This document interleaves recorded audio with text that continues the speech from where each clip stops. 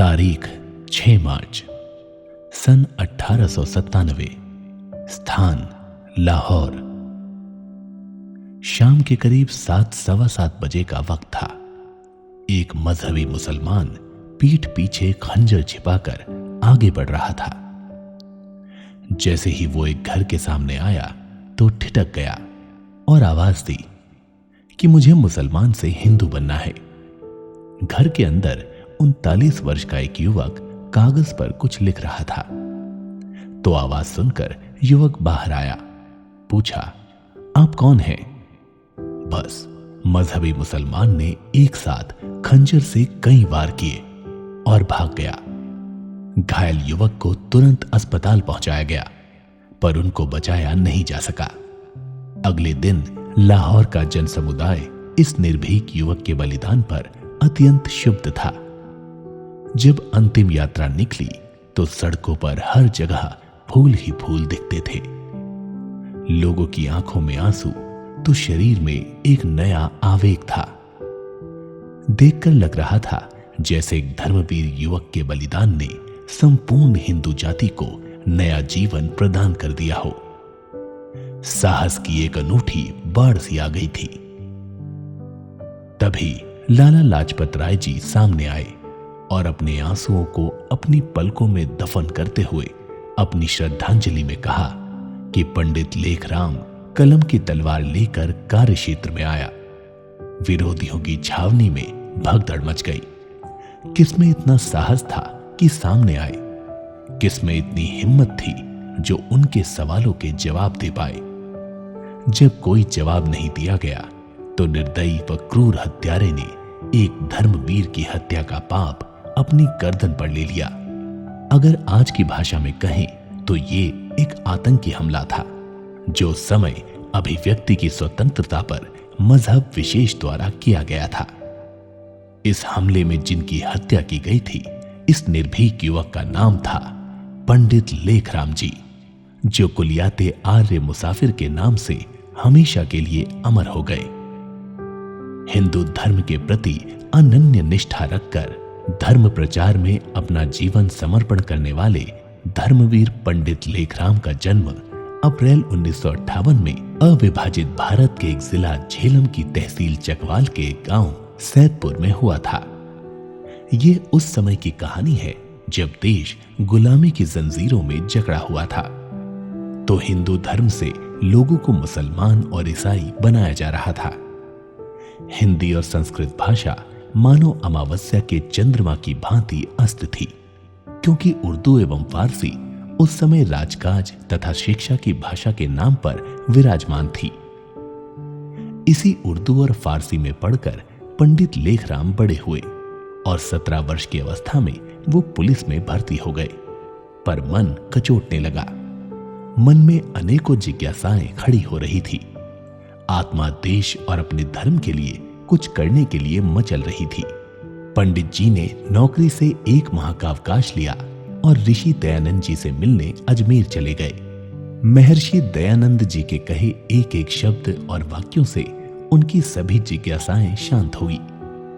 लौटकर उन्होंने पेशावर में आर्य समाज की स्थापना की और सनातन धर्म के प्रचार में लग गए। उन दिनों पंजाब में अहमदिया नामक एक नया मुस्लिम संप्रदाय फैल रहा था। इसके संस्थापक मिर्जा गुलाम अहमद स्वयं को पैगंबर बताते और हिंदुओं को मुसलमान बना रहे थे। पंडित लेखराम जी से ये सब सहन नहीं हुआ। उन्होंने अपनी पुस्तकों और अनेकों लेख के माध्यम से मिर्जा गुलाम अहमद की सब पोल पट्टी खोल कर रख दी। इससे मुसलमान उनके विरुद्ध हो गए। ये सनातन धर्म को बचाने का एक ऐतिहासिक काल था। आर्य समाज के सिपाही हर मोर्चे पर डटे हुए थे। एक और स्वामी दयानंद सरस्वती जी अपने प्रवचनों से विरोधियों के प्रपंच उजागर कर रहे थे, तो दूसरी ओर कमान संभाल रखी थी स्वामी श्रद्धानंद जी ने। एक छोर पर पंडित लेखराम जी खड़े थे तो एक ओर पंडित गुरुदत्त विद्यार्थी। इस तरह आर्य समाज के धर्मवीर सिपाही हर एक मोर्चे पर मिशनरीज और मजहबी मुल्लाओं को जवाब दे रहे थे।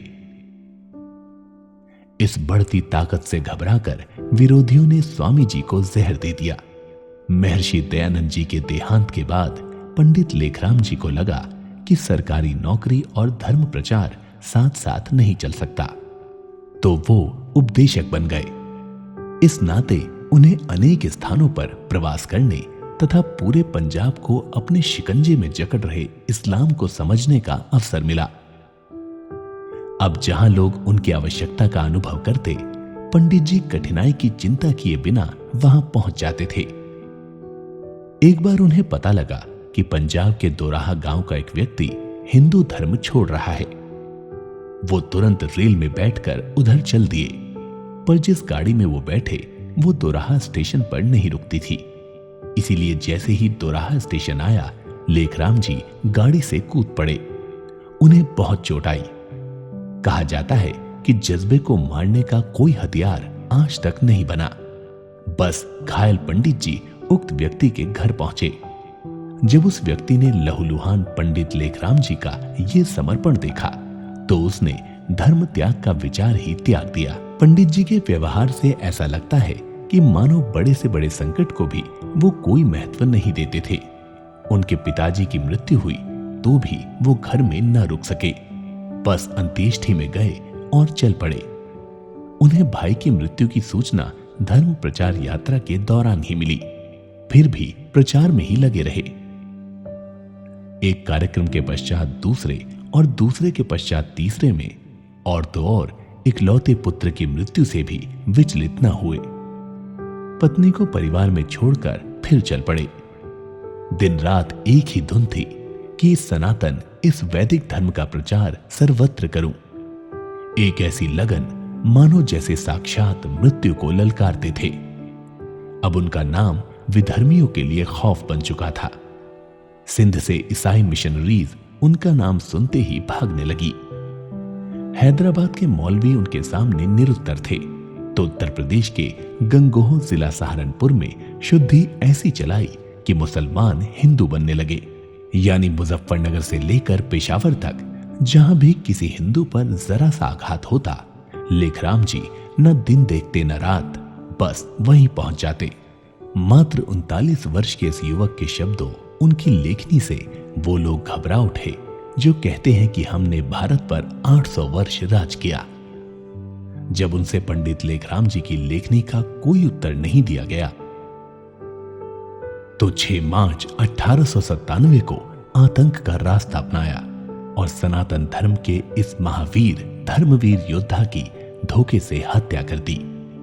एक ऐसे वीर योद्धा की जिसने ऋषि दयानंद की वैदिक मान्यताओं, सिद्धांतों व उद्देश्यों के प्रचार को ही अपने जीवन का उद्देश्य बनाया था और अपनी योग्यता व पुरुषार्थ से वैदिक धर्म की महत्वपूर्ण सेवा व रक्षा की। उनकी निष्ठा व बलिदान से आज भी समस्त आर्य जगत, समस्त सनातन धर्म पंडित लेखराम जी के बलिदान के लिए सदा सदा के लिए कृतज्ञ है और उनके बलिदान को शत शत नमन करता रहेगा।